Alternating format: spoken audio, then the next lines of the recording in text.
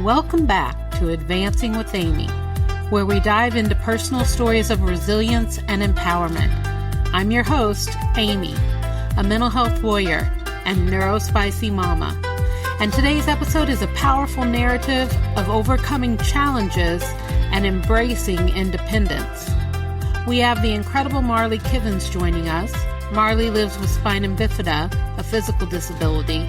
She's also dealt with learning differences, depression, and anxiety all her life. Despite the hurdles, Marlee has carved a path towards independence as a virtual consultant for Pampered Chef, transforming her life kitchen tool by kitchen tool. In today's episode, we will dive into Marlee's journey, exploring her mental health battles and her first experiences of panic attacks. Marlee shares the therapeutic value of journaling since her teenage years, how it has helped her navigate her emotions, and we'll touch upon her experiences with cruelty and misunderstanding from her peers due to her disability. Marlee also shares her battle with health issues and how she's managed to turn a direct sales role into not just a job, but a lifeline that's given back her self-esteem and independence. Through this conversation, Marlee's story emerges as one of grit, finding identity, and the importance of advocacy and support networks for those with disabilities. Get ready to be inspired by one woman's journey to not just cope with her disability, but to thrive. This is an episode you don't want to miss. We're here with Marlee Kivens, and I would like to have her tell us a little bit about herself. Marlee, can you do that for us? Sure. I'm Marlee Kivens. I live in Minnesota. I am a person with a physical disability called spina bifida. I also have learning differences, and I have struggled with depression and anxiety all my life, and I am a Pampered Chef virtual consultant. Great. All right. Well, I'd love to talk a little bit more about the depression and the anxiety. You said you've suffered with that your entire life. When did that kind of come to fruition? I was diagnosed with it in college, but I had struggled with it, didn't know what it was that I was struggling with, but I had not really a nervous breakdown, but it was panic attacks in college. And so it was requested of me to go see the college social worker / psychologist on campus. So I did. That sounds very similar to my experience. I was diagnosed with depression my first year in college as well, and it was something I had dealt with for a while. So is this recurring depression? Do you get this every once in a while, or was it a one-time thing? In college, it happened a few times during college. Currently, or for the last, I'd say 5-6 years, I see a psychologist every week just to talk, to vent, to share my anxious moments, to share what has triggered either the week or the day. I mean, I have a journal, so I write in my journal when I have a bad day or if I have a good day and what happened during that day. So, and I've been journaling since I was 13. Oh, I journal every day too, and I love it. I do a little bit of open journaling where you just kind of throw it all out there. And then I like the prompted journals as well. Do you like those? I throw all of my emotions in my journal. It started with my great aunt coming to visit me in the hospital when I was 13, and she gave me a journal. She said, I know you're having a tough time in the hospital. Due to my disability, I was in the hospital a lot as a kid. And so I knew doctors and nurses more than I knew my own classmates in school and my own age group growing up. So she gave me a journal. She said, write down everything that you're feeling while you're in the hospital, write down everything that's going on day to day, and just start getting your feelings out. So that's neat. She was very smart. She was very smart.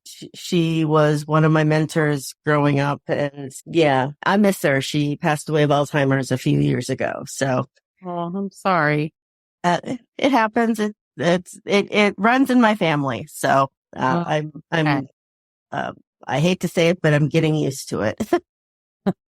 It's funny the things we can get used to. Yes. Yeah. So what about the anxiety? When did that show up? Was that along with the depression? Yeah, it was labeled though in college. I didn't know why I was anxious or why I was having self-doubt or panic attacks. Basically, my mother was a special ed teacher and she saw that something was wrong, but I mean, she coined it to my learning difference and that I was, a person with a physical disability. So I was different from everybody in the school.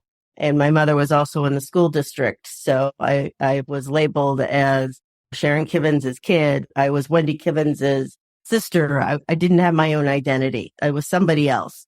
Well, that would be hard. It was, but I got through it. Kids were cruel.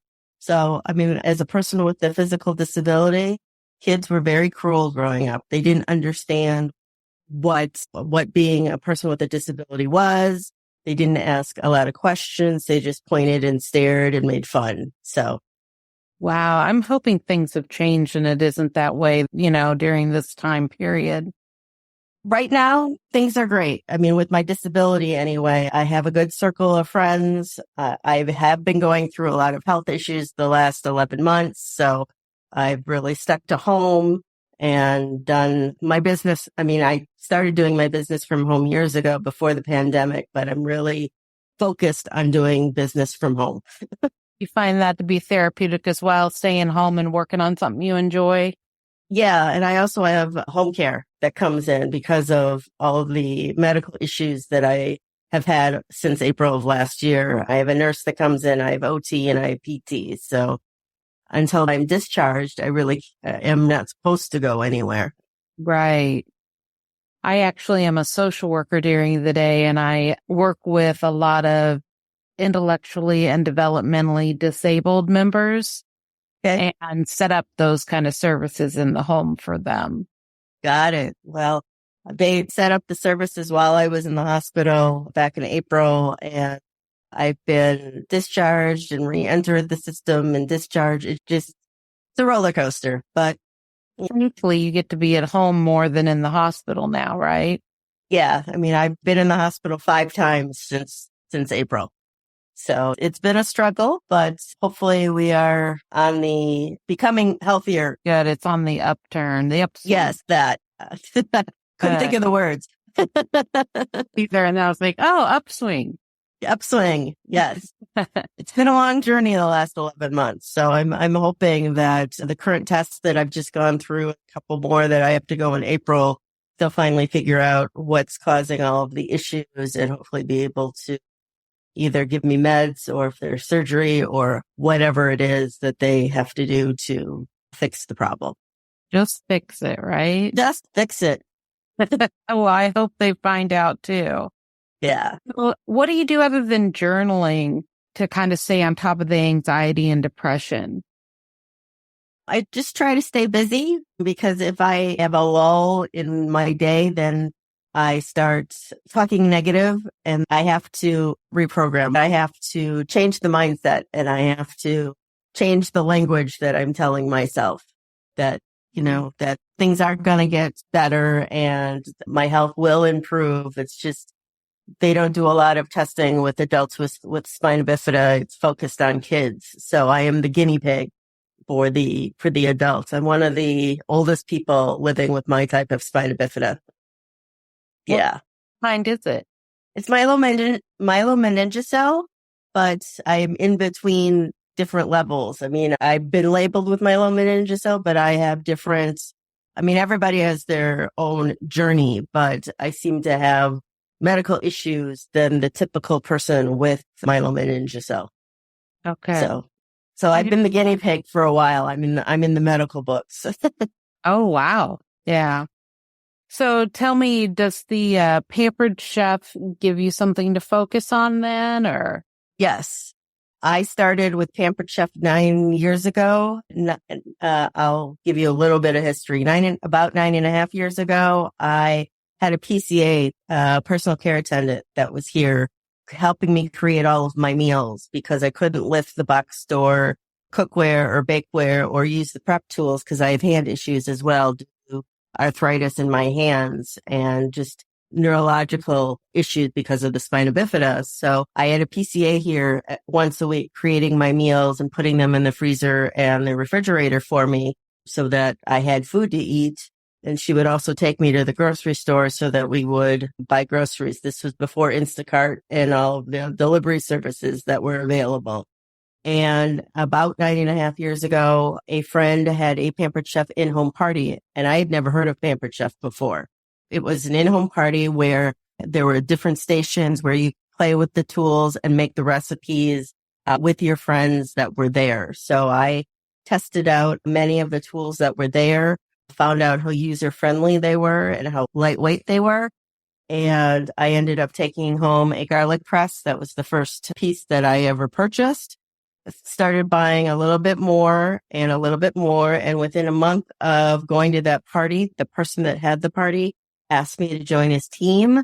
And I thought about it for a while and I ended up joining his team. And what Pampered Chef has given me is I can sit up. I let go of my PCA within, I'd say, 2 months of joining Pampered Chef. I didn't need the PCA any longer. I could sit at my island.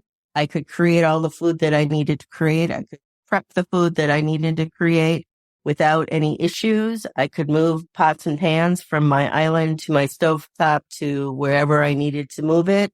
I gained my independence and I sustained it for 9 years so far. Incredible. Yeah. Incredible story. Yeah. I mean, when I had a PCA, I felt useless, that I couldn't do anything. And that made me more depressed and more anxious, and just my overall self-esteem was really down because I felt like I couldn't do anything for myself. So when I let go of the PCA and I let go of the services and I got off of medical assistance, because being a person with a disability, I didn't have health insurance because of being high risk. And there wasn't a lot of faith that I was going to live as long as I have. And there wasn't a lot of services out there besides Medicaid. And in the state of Minnesota, there wasn't a lot of disability services that I could take part of.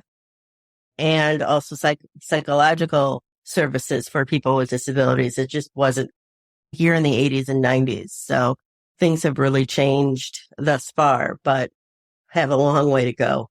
But I just went off on a tangent. So sorry. Oh, I'm with you because like I said, I work with members that are going through similar things, and I work for a managed care organization for Medicaid. So this is right in my wheelhouse. I'm like, okay, yeah, I hear you. And how nice it is to see someone get their independence back, because we don't see that a lot.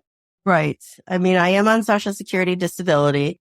That's probably the only program that I am on for people with disabilities at this point. I mean, home care has helped tremendously in the last year. Pampered Chef really gave me self-esteem and has given me self-esteem. I've been told all my life from doctors and family that I wouldn't amount to much. I was forced into working for my father, which, I love my father. I loved my father. He passed away 7 years ago.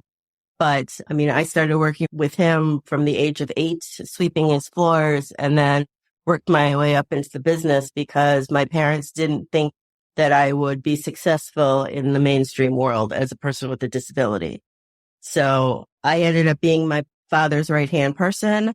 And then when he got sick and diagnosed with Alzheimer's himself, my mother decided to sell the business. And from there, I worked at different administrative jobs and was let go after each one after a little while because I couldn't do dictation, or I couldn't write fast enough during taking notes, or I didn't answer the phone fast enough, or whatever the case was, due to disability issues and the lack of accessibility or lack of ADA. It got hard. So when this opportunity to go to a party for Pampered Chef and then decide to join, it really was a lifesaver. It really was. Just to have something to do and to be a part of the sales force again. I'm a people person. I love being social. That's what I was going to ask is, have you found a good network, a good circle of friends through Pampered Chef? I have an amazing team that I'm part of. I love my director and my executive director. I learn a lot from them. I found my passion and I found my niche. So that wonderful. Yeah. Good. So, I'm so glad things are going well for you. It's nice. thank you. All right. So if somebody else with a disability of any kind is going through a similar situation and feeling down and feeling like they're, not independent, that kind of thing, do you have any suggestions or anything to leave them with today? Try to get past it. I mean, when I was in the hospital in April, I was septic 4 times, and the staff asked me if I had a healthcare directive. I mean, that's how bad it got. My motto now is live for today. Do everything that you can today. Don't put it off till tomorrow, because you may not have tomorrow. Yeah. Yeah. All right. Well, thank you so much for coming on today. I really enjoyed talking with you. Thank you for the invitation. I enjoyed talking to you. Before I let you completely go here, can you remind us where we can find you and your Pampered Chef supplies? Sure. People can friend me on Facebook. It's Marlee Kivens, or they could call me or send me a text at 612-701-4805. My website is pamperedchef.com/PWS/Kivens Kitchen Corner, all with K's, but I can give you that information so you can put it in whatever comments that you want. Best thing to do is to send me a friend request on Facebook, and I would add you to my Pampered Chef private page. And if anybody reaches out to me that has listened to this and tells me that they have listened to this, once they place a Pampered Chef order, I will add a gift to their order. Well, thank you so much for that. Of course. All right. Well, I hope you have a great weekend. You too. All right. Bye-bye.